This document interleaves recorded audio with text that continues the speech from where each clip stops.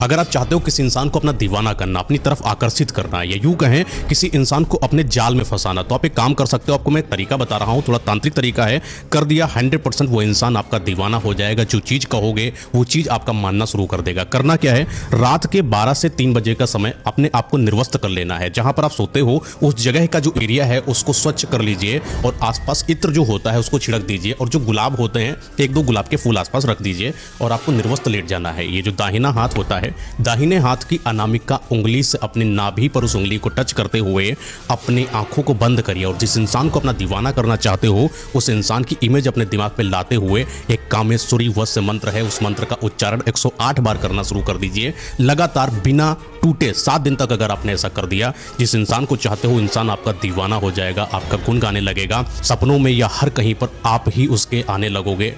आप हरे पेन से अपनी कोई भी विश हरे पेन से लिख दीजिए 11 बार, मैनिफेस्ट कर दीजिए। ये किसी भी नंबर के लिए, क्योंकि 5 किसी का शत्रु नहीं है। अच्छा। तो 5 का हम कलर उठा सकते हैं, और ग्रीन कलर को मैनिफेस्टेशंस में सबसे ज्यादा यूज किया। मयंक जी, आप एक छोटा सा चेंज करो अपनी लाइफ में, आप ग्रीन पेन से सब लिखना स्टार्ट कर दो। चाहे आपका हिसाब किताब है, चाहे आप कोई थॉट्स होते हैं, कुछ भी, पेन की इंक स्विच कर दो, आपको बुध की पावर मिलने लग जाएगी। आप अपनी जेब में सिर्फ इलायची रखना स्टार्ट कर दीजिए 5 दाने, और देखिए आपकी जेब कभी खाली नहीं रहेगी। हरे रंग को एक्टिवेट कर दो, कोशिश करके हरा रंग पहनो, और देखो उस दिन आपका दिन कैसे जाता है। कोई ना कोई अच्छी डील हो जाएगी आपके लिए।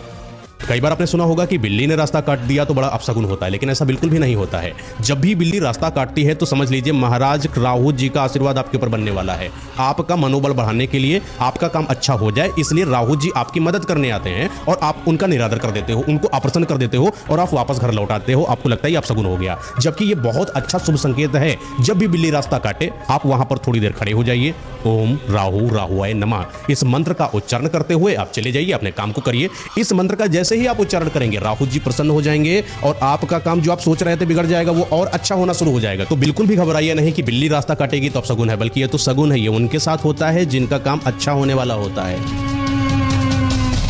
अगर आपके घर में किसी ने चोरी कर रखी है और आपको पता करना हो कि किस इंसान ने हमारे घर से चोरी करी है, तो आप एक काम करिए, अपने आप को स्वच्छ करिए, स्नान ध्यान करिए और चले जाइए कब्रिस्तान एक अंडा लेकर, और कब्रिस्तान में किसी भी कच्ची कब्र के पास बैठ जाइए और इस अंडे को कब्र पे रखकर छुरी से काट दीजिए और आप अपने घर पर चले आइए। आप महसूस करोगे, आपको पता चलेगा आपके ही संपर्क में किसी न इंसान ने जिसने चोरी करी होगी उसको खून की उल्टी आना शुरू हो जाएगी। ये समझ लीजिए कि जो अंडा आप कब्र पर रखे थे, कुछ वक्त के लिए वो आत्मा उस इंसान मतलब उस चोर को पता करने के लिए निकलती है, और ये जो खून की उल्टी जिस इंसान को हुई है यही आपका चोर है, इसी ने आपके घर में चोरी करी है।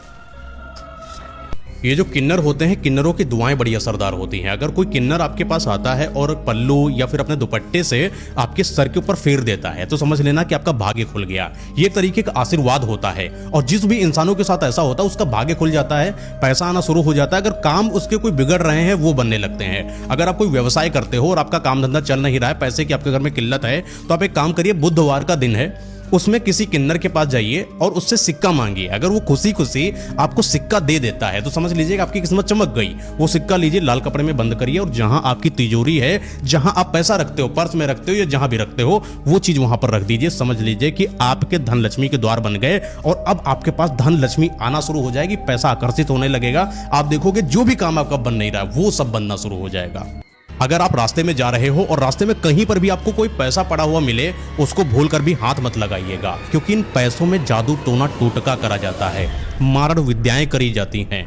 जितने भी तरीके के आपने देखा होगा, गुड़िया में सुई डाल के किसी इंसान के नाम पर उसको बनाया जाता है तांत्रिकों के द्वारा, और उनके घर के किसी सदस्य का नाम उस पर रखा जाता है। सुई चुभोई जाती है नींबू के साथ, जिससे उस इंसान के सदस्य का दिमाग भ्रष्ट हो जाता है या उसकी मौत हो जाती है। साथ में ही उसके ऊपर पैसा भी डाला जाता है। पैसा, नींबू, कुमकुम या कोई चमकती हुई चीज, ये एक ऐसी चीजें होती हैं, कहीं रास्ते में फेंका जाता है, जिससे कोई भी सदस्य आए और उस चीज पर हाथ लगाए तो उसके साथ एक साया चली जाए। मारण विद्या में 2 चीजों की जरूरत होती है। जिस इंसान को मारा जाएगा उसके बदले एक और की बलि जाएगी, और बलि उस इंसान की जाएगी जिस इंसान ने नींबू और ये कुमकुम और ये पैसे पर हाथ लगाया। अगर आपने पैसे पर हाथ लगा दिया, आपके साथ कोई ना कोई साया आपके घर में प्रवेश करेगी और आपको इस दुनिया से वहां पर लेकर चली जाएगी। जिस इंसान पर मर्डर करा गया है उसकी आत्मा से आपकी आत्मा का मिलन करा के वो संतुष्टि कराएगी जो मारण विद्या की क्रिया में होने वाली बलि को संतुष्ट करती है। तो कभी भी भूलकर पैसा पड़ा हुआ ना उठाएं। ये जादू टोना टोटका करने वालों की बहुत बड़ी एक प्रक्रिया होती है।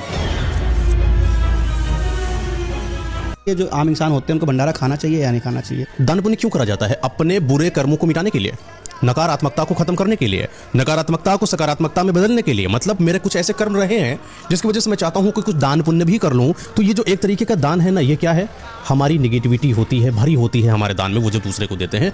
जैसे ही कुछ जरूरतमंद आदमी आता है, उस निगेटिविटी से भरे दान को खाता है, उसका अच्छा हो जाता है और आपका भी अच्छा हो जाता है। लेकिन जब आप जरूरतमंद थे ही नहीं, आपके घर में पैसा था और आपने क्या कर दिया? भंडारा खा लिया, दान खा लिया। समझ लीजिए किसी इंसान की नेगेटिविटी आपने अपने अंदर ले ली, जिस भी किसी वजह से, अगर उसका बीमारी चली जाए उसके घर में, तो मैं भंडारा कराऊंगा, है ना।